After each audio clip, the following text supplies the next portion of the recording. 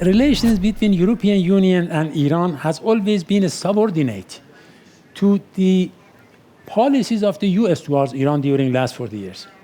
If you review the relations between Iran and Europe and compare it with the times that we have good relations, for example, with the US, the relations with Europe also came up and it got better.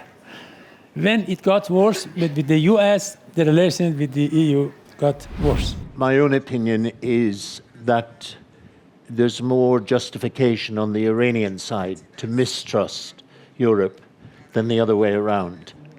And I say that observing numerous things over the past 40 years or more. When it comes to the problem between, or the issues that are unresolved between Europe and Iran, I will put it this way, is that on the one hand, Europe doesn't yet get that it cannot have Middle Eastern stability without bringing in Iran.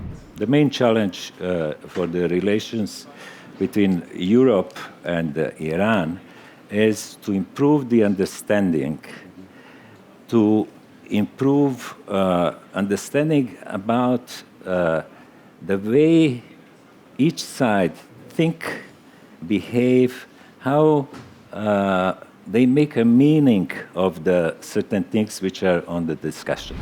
I think that Europe should really see an opportunity in returning to negotiation with Iran, also on nuclear talks, not only as an opportunity on the nuclear negotiation and non-proliferation. I think it's very, very important to understand that we have very different threat perceptions at the very moment, and especially the European Union perceives the main issue at the moment is the Russian-Ukraine war, and a lot of things connected to this, in my opinion. And definitely one part of relations and misunderstanding between Iran and European Union is something to do with this phenomenon. Although that European Union is in transition too, in my opinion, the Middle East is in transition, and we have an international order which is under transition. I think that our relations with the US used to suffer from this trust and mistrust.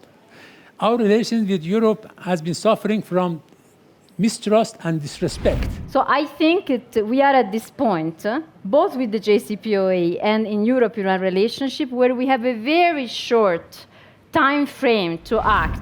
There isn't really an independent European-Iran policy, right?